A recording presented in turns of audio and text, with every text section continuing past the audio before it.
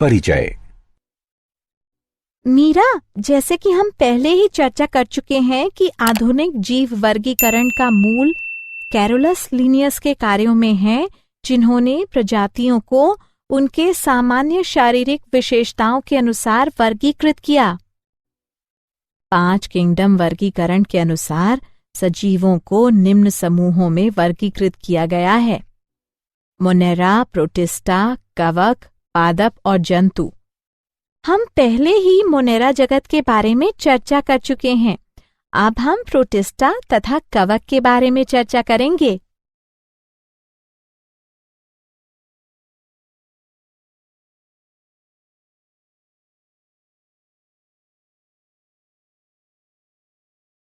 उद्देश्य। इस पाठ के अंत में आप निम्न करने में सक्षम हो जाएंगे: किंगडम प्रोटिस्टा के गुणों को समझना। प्रोटिस्टा के तहत क्राइसोफाइट, डाइएनोफ्लैजिलेट्स, यूग्लिनोइड्स, स्लाइम मोल्ड्स और प्रोटोजोन्स के गुणों का पता लगाना। किंगडम कवक के गुणों को समझना। फाइकोमाइसीड्स, एस्कोमाइसेट्स, बेसिडियोमाइसेट्स और ड्यूटेरोमाइसीड्स के गुणों को समझना।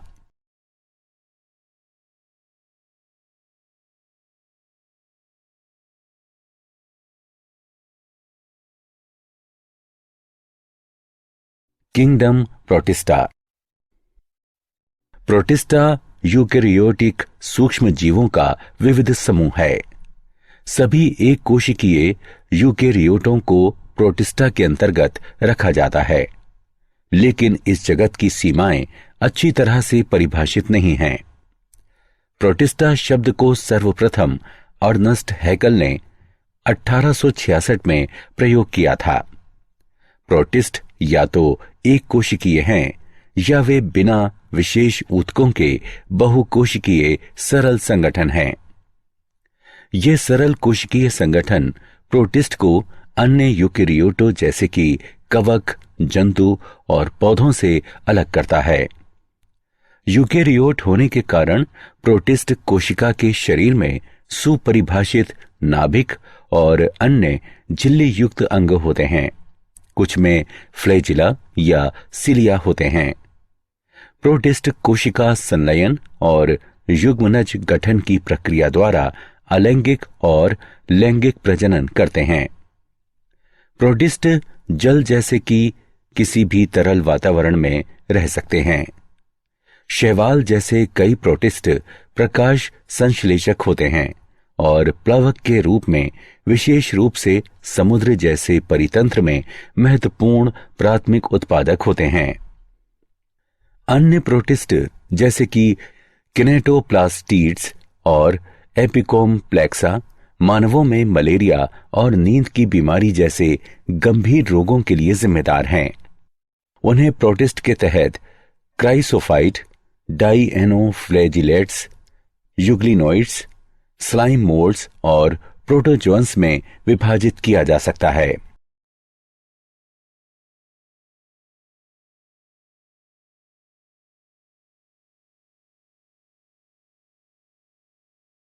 क्राइसोफाइटा। सुनहरा शैवाल या क्राइसोफाइटा एक बड़ा समूह है जो समुद्री वातावरण में और मीठे जल में पाया जाता है। इस समूह में डाइटम और सुनहरा शैवाल यानी डेस्मेट्स आता है। वे सूक्ष्म होते हैं और जल धाराओं यानी प्लैंक्टन में निष्क्रिय रूप से तैरते रहते हैं। डाइटम महासागरों में प्रमुख उत्पादक है। उनमें से अधिकांश प्रकाश संश्लेषक होते हैं। डाइटम में कोशिका भित्ति 2 पतली अतिव्यापी गोले का निर्माण करती हैं, जो एक दूसरे में साबुन और इसके बॉक्स के रूप में समाये होते हैं। दीवारें सिलिका के साथ समाई होती हैं और इस तरह से दीवारें अविनाशी हैं।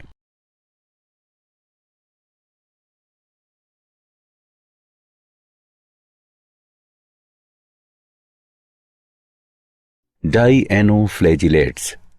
डाइएनोफ्लैजिलेट्स फ्लैजिलेट प्रोसिस्ट के बड़े समूह हैं।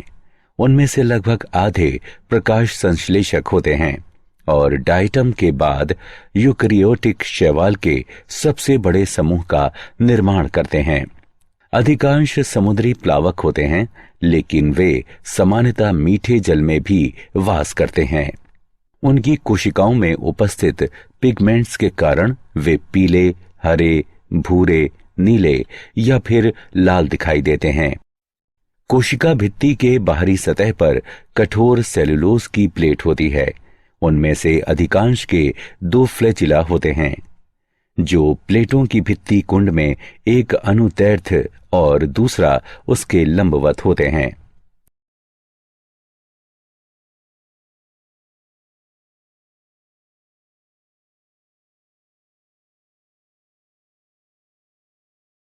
यूग्लिनोइड।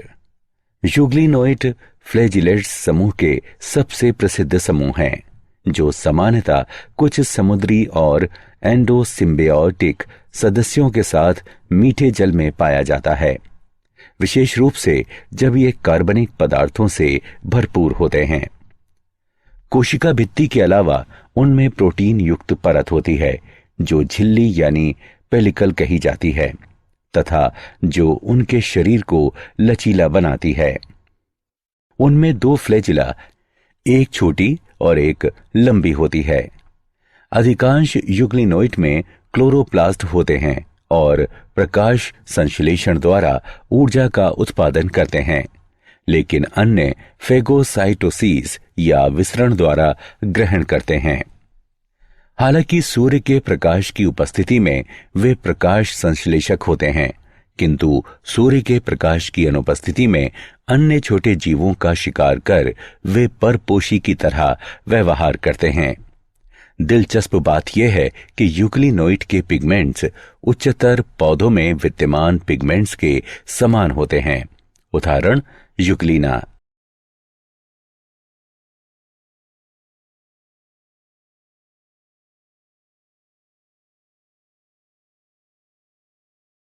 अवंपक कवक। अवंपक कवक मृतपोषी प्रोटिस्ट हैं। अवंपक कवक कवक के सदृश जीव हैं, जो प्रजनन के लिए बीजाणु का उपयोग करते हैं।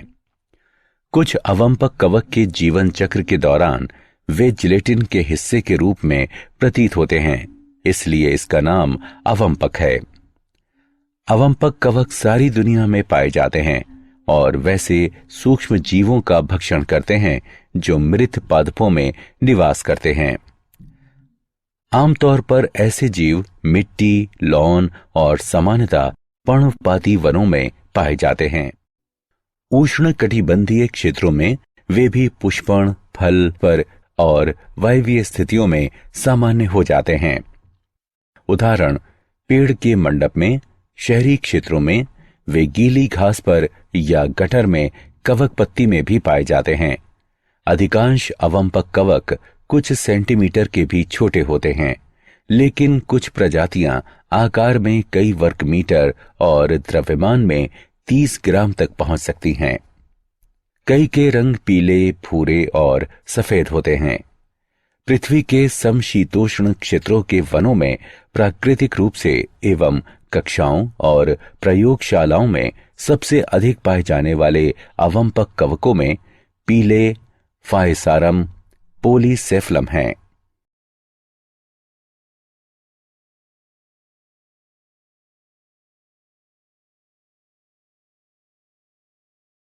प्रोटोजोअन।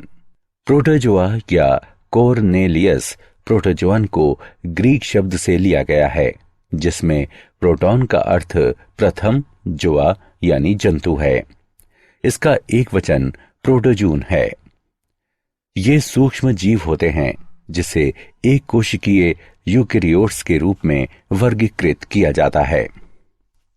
सभी प्रोटोजोआ परपोषी होते हैं और शिकारियों या परजीवी के रूप में वास करते हैं। उन्हें जंतुओं का पुरातन संबंधी माना जाता है।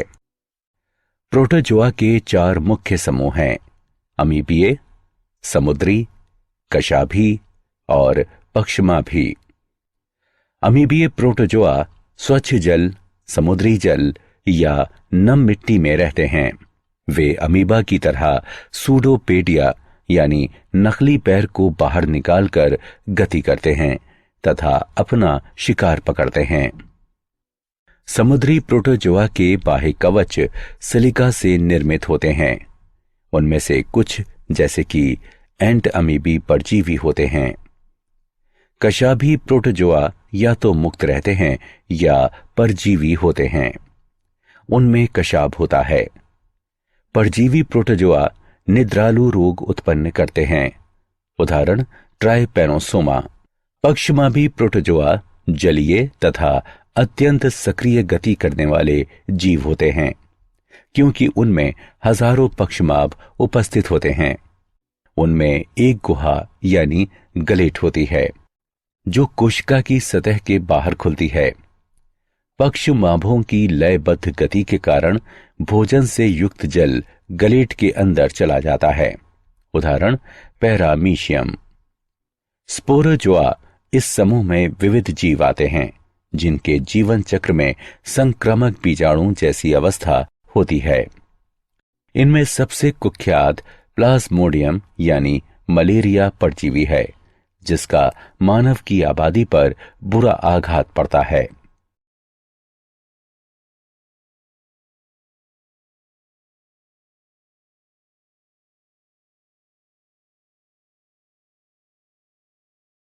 कवक फंजाई जगत। ये बहुकोशिकीय तथा परपोषी घटकों का जगत है। उदाहरण यीस्ट, म्यूकर, अगेरिकस इत्यादि। कवक मृदा, वायु, जल तथा पादपों एवं जंतुओं में परजीवी के रूप में उपस्थित होते हैं। ये हरित कवक विहीन अंग होते हैं। उनका शरीर तंतुमयी होता है। कवक एक कोशिकीय जीव है जिसका उपयोग ब्रेड तथा बियर बनाने में किया जाता है। उदाहरण यीस्ट। ये परपोषी हो सकते हैं जो मृतजीवी या परजीवी हो सकते हैं। फंजाई की कोशिका भित्ति में काइटन तथा पॉलीसेकेराइड होते हैं। ये बीजाणु उत्पन्न करने वाले पर्णहरित विहीन अंग होते हैं, जैसे mildew, rhizopus, mucor, bracket fungi, morel तथा मशरूम। कुछ कवक रोग उत्पन्न करते हैं, जैसे पक्सीनिया द्वारा उत्पन्न रस्ट तथा स्मस्ट रोग उस्टीलागो द्वारा उत्पन्न होते हैं। पेनिसिलियम से प्रतिजैविक यानी एंटीबायोटिक बनाए जाते हैं। कवक लाइकेन में शैवाल के साथ सहजीवी संबंध बनाता है। फंजाई में लैंगिक जनन, कायिक खंडन, विखंडन, मुकुलन, निषक्तांड, ऊस्पोरा, युग्माणु, एंस्कस बीजाणु तथा बेसिडियम बीजाणु इत्यादि द्वारा होता है। बीजाणु उत्पन्न करने वाले अंग फलनकाय अंग कहलाते हैं। फंजाई 4 प्रकार के होते हैं: फाइकोमाइसिटीज, एस्कोमाइसिटीज, बेसिडियोमाइसिटीज तथा ड्यूटिरोमाइसिटीज।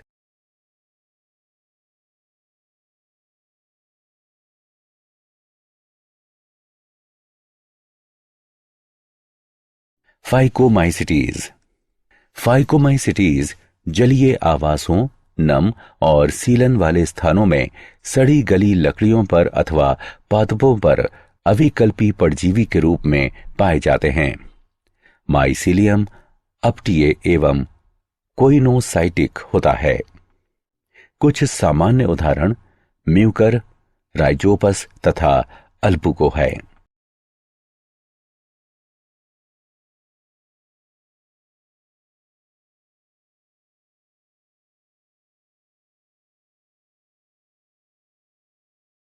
एस्कोमाइसिटीज।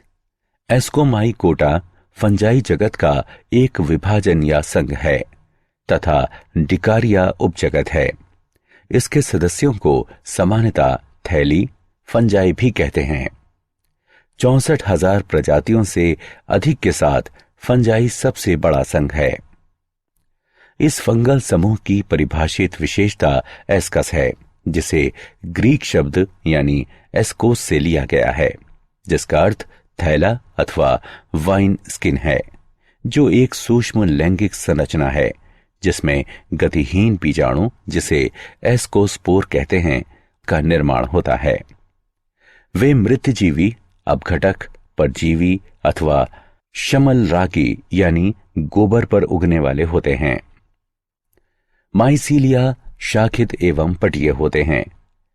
एस्कोमाइसिटीज औषधीय महत्व के यौगिकों जैसे कि प्रतिजैवी एवं रोटी बनाने, अल्कोहलिक पेय तथा पनीर के स्रोत के रूप में मनुष्य के लिए आवश्यक है, किंतु मानव तथा पादपों के रोगवाहक होते हैं।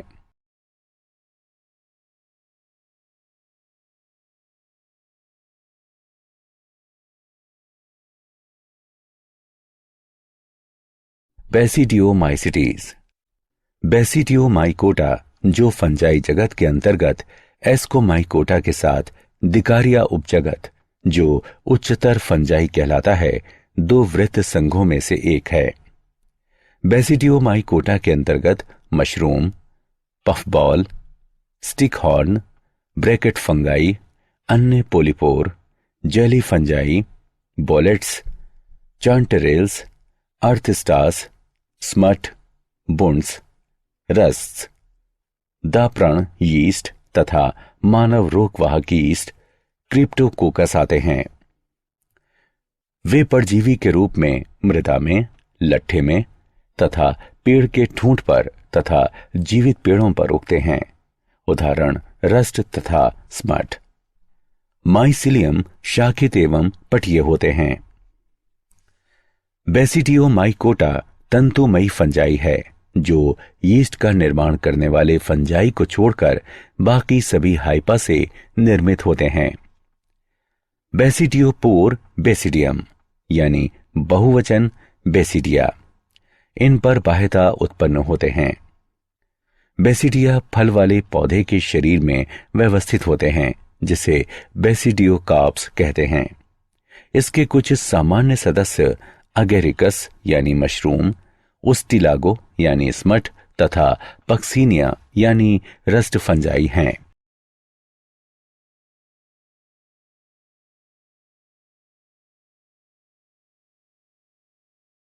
डेटेरोमाइसिटीज। ड्यूटेरोमाइकोटा द्वितीय फंजाई के लिए ग्रीक शब्द।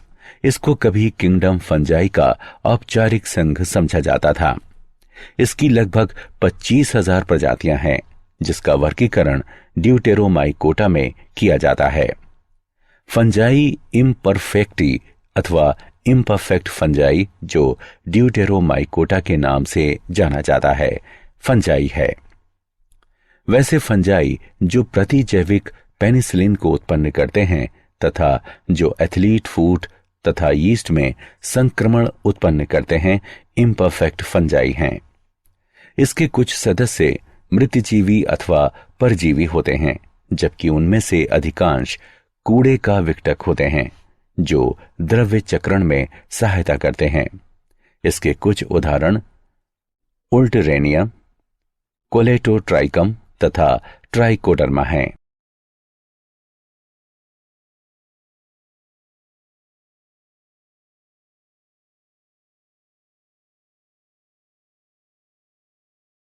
क्या आप जानते हैं, कार्ल वूज ने सन 2000 में कहा, इस ग्रह पर जीवन की अतुल्य विविधता, जिसमें कि अधिकांश सूक्ष्म जीव हैं, को एक विकासवादी फ्रेमवर्क में अच्छी तरह समझा जा सकता है।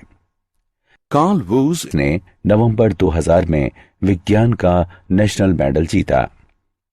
प्रोटिस्टा के वर्गीकरण का आधार उसके अंगों का चलन है। गोल्डफस ने एक कोशिकीय प्रोटिस्ट जीवधारियों को प्रोटोजोआ नाम दिया।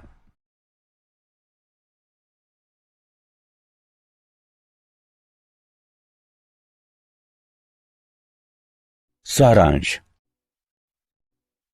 आइए हमने जो कुछ सीखा है उसे संक्षेप में दोहराएं। बैक्टीरिया पोषण की विधि में स्वपोषी अथवा परपोषी हो सकते हैं। किंगडम प्रोटिस्टा में सभी एक कोशिकीय यूकेरियोट्स जैसे कि क्राइसोफाइट्स, डाइएनोफ्लैजिलेट्स, यूग्लिनाइट्स, अवमपक कवक तथा प्रोटोजोआ शामिल होते हैं। प्रोटिस्ट में परिभाषित नाभिक तथा अन्य झिल्ली से जुड़े अंग होते हैं। वे अलैंगिक तथा लैंगिक दोनों प्रकार से प्रजनन करते हैं। किंगडम फंजाई के सदस्य संरचना तथा वास में बहुत विविधता दर्शाते हैं।